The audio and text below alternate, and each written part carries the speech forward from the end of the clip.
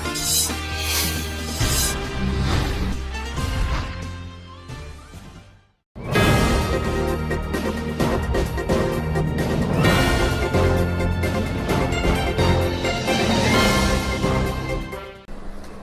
दोस्तों, मैं गोपाल राजपूत करण आपके बीच एक बार फिर हूँ। देश की जानी मानी शख्सियत, रणनीतिकार, अधिवक्ता और कांग्रेस के जाने माने लीडर।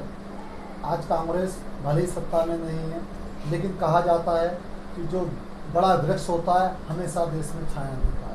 तो इसी प्रकार हमें लगता है कि कांग्रेस के अंदर आज बहुत सारे लीडर ऐसे हैं जो अपना अनुभव सरकार से साझा करें तो शायद देश की इस विकट परिस्थिति का हम लोग सब मिलकर सामना कर सकें। कोरोना काल में जहां एक तरफ पूरे देश में अफरा तफरी है, लोग पलायन कर रहे हैं राज्यों से, अनेक राज्यों में कोई छोटे दिशा में जा रहा है, कोई बड़ी दिशा में जा रहा है। सवाल सिर्फ एक है कि जान कैसे बचाएं और भूख से कैसे हम अपनी जान छुड़ाएं। इसी बीच अब आपके साथ हम लेके आए हैं आपके समक्ष श्याम सुंदर अग्रवाल जी को, जो कि आपको कानूनी सलाह भी देंगे और बताएंगे कि सरकार को किन उपायों को अपनाना चाहिए जिससे कि भारतीय लोगों को राहत मिले और अपनी जान की वो रक्षा करें। तो श्याम जी, सबसे पहले आपका स्वागत है मेरी दिल्ली मेरे सामने। तो आप ये बताइए, आज सबसे पहले जो कांग्रेस के लोग जगह जगह कांग्रेस रसोई बना रहे हैं, लोगों की सेवा कर रहे हैं, और उसके बावजूद भी आपके एक नेता हैं जिनको सरकार ने अभी हाल ही में गिरफ्तार किया, अनिल चौधरी जी। तो वो पहले तो सबसे पहले आज जो ज़रूरत है सवाल की, क्या उन्हें गिरफ्तार करना चाहिए था? आप उन्हें किस दृष्टि से देखते हैं? देखिए, कानूनी दृष्टि से तो वो उचित है। कोई भी व्यक्ति कानून से ऊपर नहीं हो सकता। मानवीय दृष्टि से वो उचित नहीं है। वो एक ऐसे लोगों की मदद कर रहा था जो हजार किलोमीटर से चल के आ रहे थे, जो हजार किलोमीटर से चल के आ रहे थे, पैदल चल के आ रहे थे, उनके पास खाना नहीं था, पानी नहीं था, रोटी नहीं थी। फिर तो उसको मानवीयता के नाते उसने उनको अपनी गाड़ियों से उन्होंने उनको बॉर्डर से पार कराया।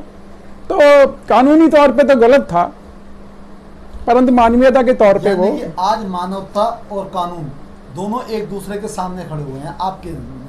हाँ, बिल्कुल, मानवता और कानून दोनों एक दूसरे के सामने खड़े हुए हैं।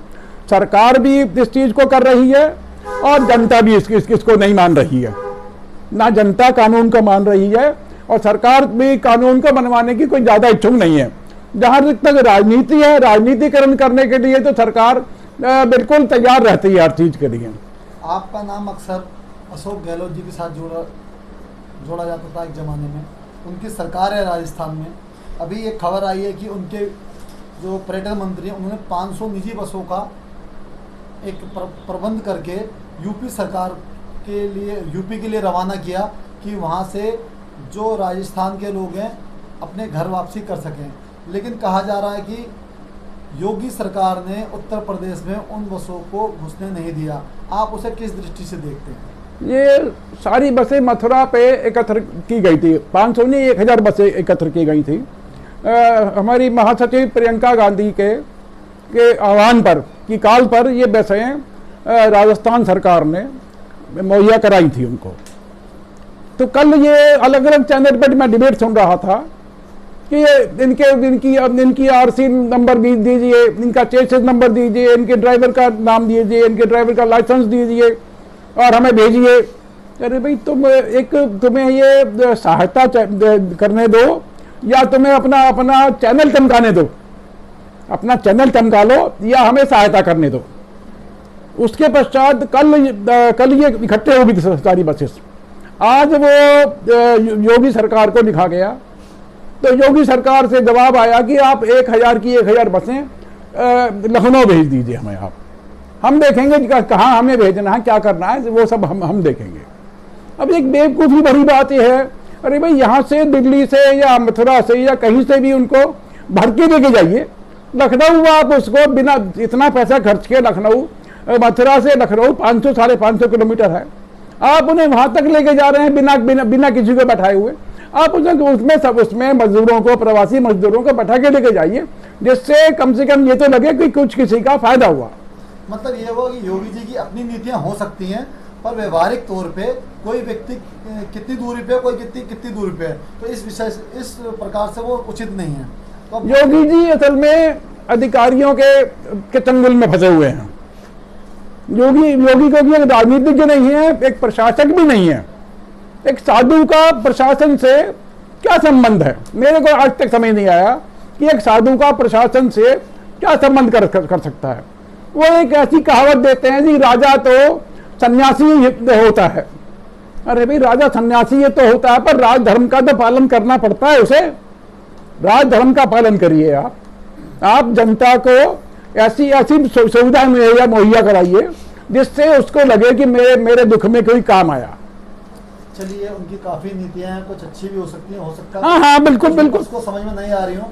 आप हमें एक चीज बताइए, आप अखिल भारतीय वैश्य सभा है उसके अंदर वरिष्ठ उपाध्यक्ष के पद पे हैं।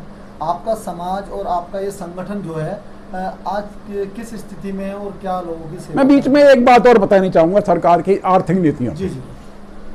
सरकार ने ये 20 लाख का पैकेज दिया जी। 20 लाख में 3 लाख का पैकेज, मैं इंडस्ट्री पे भी आ रहा हूँ, 3 लाख करोड़ का पैकेज जो है इंडस्ट्रीज को दे दिया, जिसमें छोटी इंडस्ट्री सारी शामिल है। उसमें ये कह दिया कि आपको जो है लोन जो है विदाउट एनी गारंटी हम लोन दे देंगे। मान लीजिए मैं भी एक इंडस्ट्री चला रहा हूं और मुझे 1 करोड़ का लोन सरकार ने दे दिया। सरकार उस पर ये कंडीशन लगा दे कि भैया आप इससे आप रॉ मटेरियल खरीदेंगे, मशीनरी खरीदेंगे। 1 करोड़ की रॉ मटेरियल और मशीनरी खरीदूंगा तो सरकार को टैक्स कितना चला गया? 18 लाख से टैक्स चला गया। उसके बाद मैंने उस माल को बेचा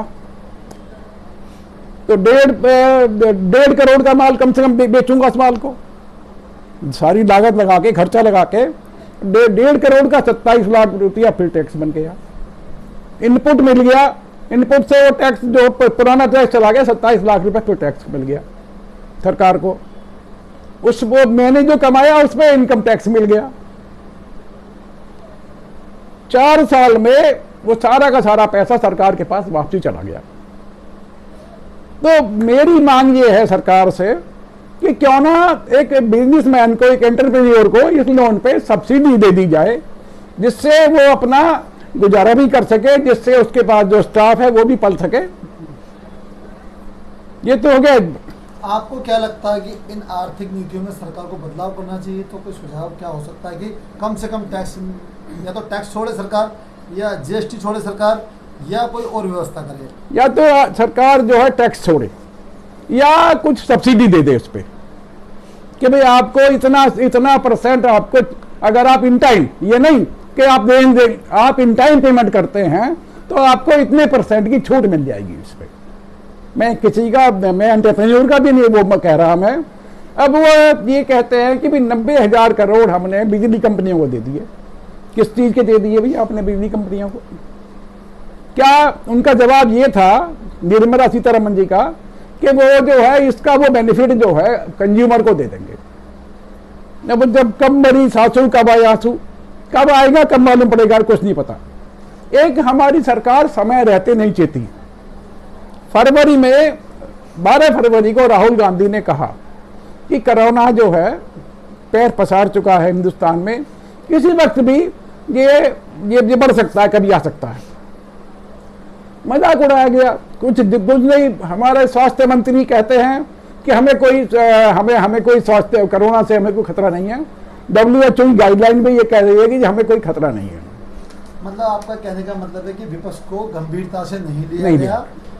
सरकार किसी की भी हो, हमेशा विपक्ष की बातों को हम माने या ना माने, पर गंभीर रूप से नहीं सुनना चाहिए। तो अभी आप एक और मैं बात बतानी चाहूँगा।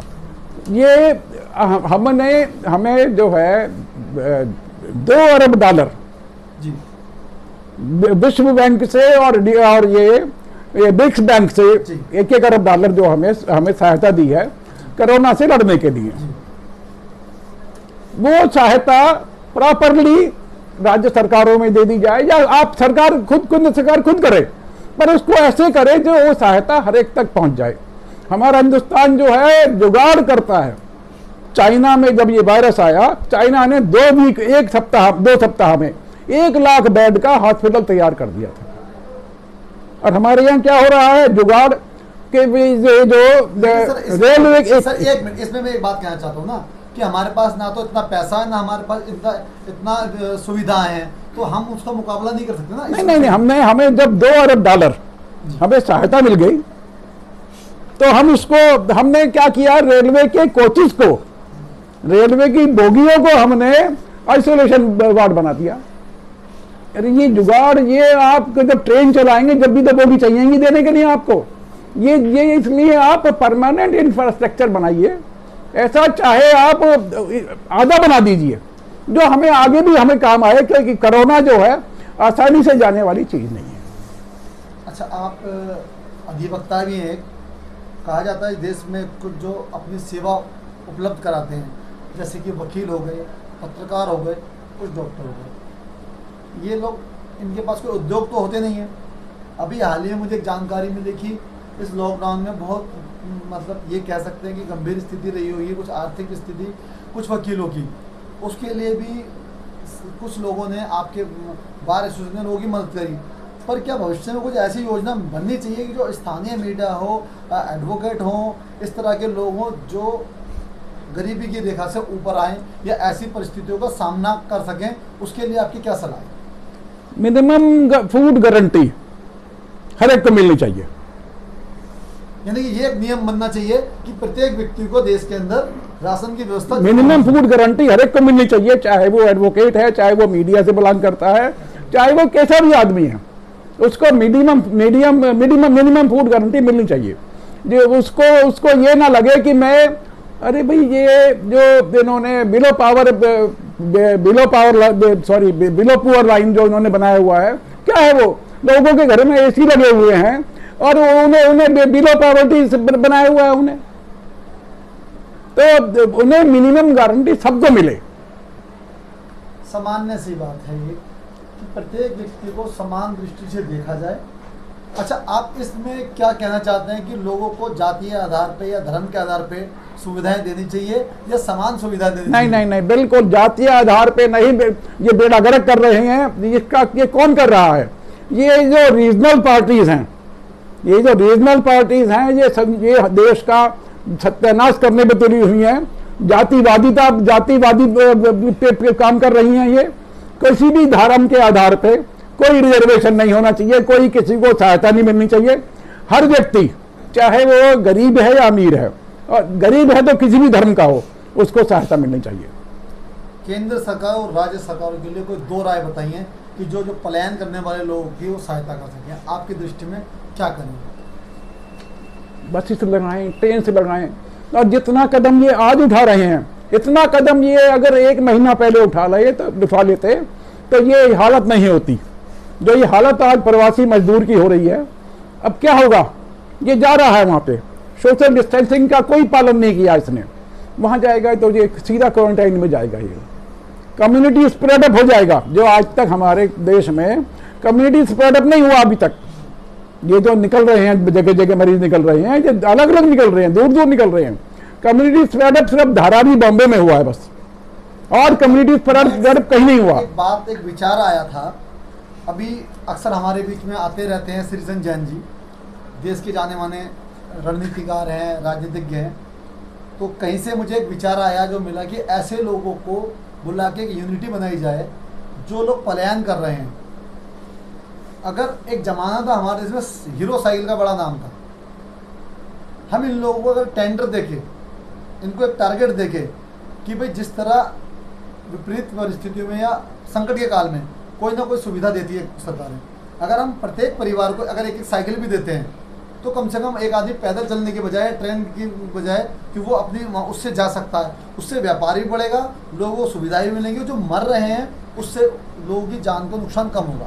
आप इस दृष्टि में जो विचार आ रहे हैं जो मिडिल क्लास से, कि भाई ऐसे लोग लीड कर सकते हैं व्यापार को और सरकार का सहयोग मिल सकता है, आप उस दृष्टि में कहाँ मानते हैं? क्योंकि आपको याद होगा मनीष सिसोदिया जी ने भी यही किया था कुछ समय पहले कि बड़ी बड़ी कंपनियों को बुलाया, साइकिलें खरीदी और लोगों से कहा कि साइकिल चलाइए, और वो आज वो साइकिलें सारी की सारी स्टैंडों पर खड़ी हुई सड़ रही हैं। देखिए फिलहाल जो समस्या है हाँ उसका हल साइकिल नहीं है। उसका समस्या का हल है कि सरकार जो है, सर, बस तो संभव ही नहीं है ना, ट्रेन हमारे पास ट्रेन से फिर वही मतलब सोशल डिस्टेंसिंग खत्म। नहीं, आप जो है उससे करिए, बस से सोशल डिस्टेंसिंग खत्म हो जाएगी। बसेज, इतनी बसेज हैं हमारे पास, हर स्टेट के पास इतनी बसेज हैं। आप बॉर्डर पार कराइए, दूसरी स्टेट को आप उसको कहिए लेके जाए उसको। पर हमारे यहाँ तो समस्या ये है कि राजनीति, समस्या तो वहीं की वहीं खड़ी समस्या राजनीति की है। कोऑर्डिनेट करना पड़ेगा पूरी बस को। समस्या सब सुविधा है हमारे पास, सब समस्या राजनीति की। वो कहता है जी इसमें तो सरकार विपक्ष की है, इसको हम कैसे सुविधा दे देंगे, इसको हम इसकी बात कैसे मान लें हम। वो कहता है यार ये तो रूलिंग पार्टी है, अब कैसे आज बसेज से लगा दी, कल वहां से बसेज भी लगा दी गाजियाबाद से, ट्रेन भी लगा दी गाजियाबाद से। क्यों लगा दी भाई? ये जो एक हफ्ता से यहाँ लोग पड़े थे गाजीपुर बॉर्डर पे, क्यों नहीं इनको पहले चलाया गया इनके लिए? तो ये थे हमारे साथ श्याम सुंदर अग्रवाल जी ने। इसमें इनके पूरे के पूरे वक्तव्य में दो बातें निकल के आती हैं कि बस और ट्रेन आखिरी चारा है, आखिरी हमारे पास हथियार है जिनका हम इस्तेमाल करके इस युद्ध को जीत सकते हैं, कोरोना को हरा सकते हैं। नंबर एक। नंबर दो, कांग्रेस के ज़माने में अधिकतर लोगों के पास राशन कार्ड था, तो इनका मानना है कि दोबारा से वही प्रणाली चालू की जाए, सभी लोगों को राशन उपलब्ध कराया जाए। बाकी चीज़ें अपनी जगह हैं, पर मानवता या ये कहें कि एक राजधर्म ये कहता है कि प्रत्येक नागरिक को समान दृष्टि से देखते हुए समान सुविधा दी जानी चाहिए। ऐसा ही इनकी बातों का कुछ हमें लगता है कि भावार्थ है। हम इनसे समय समय पे अनेक विषयों पर चर्चा करते रहेंगे। इन्होंने एक बहुत बड़ी बात और कही कि चाहे वो अधिवक्ता हों, चाहे वो पत्रकार हों, उनके जीवन की रक्षा करना भी सरकार का कर्तव्य है, क्योंकि ये लोग अर्थ के लिए नहीं जीते, ये अपनी सेवाएं प्रदान करने के लिए समाज में हमेशा उपस्थित रहते हैं। मेरी दिल्ली मेरी शाम की खास मुलाकात में मैं गोपाल राठौर आज आपसे नहीं मिल पाऊँ। धन्यवाद। धन्यवाद।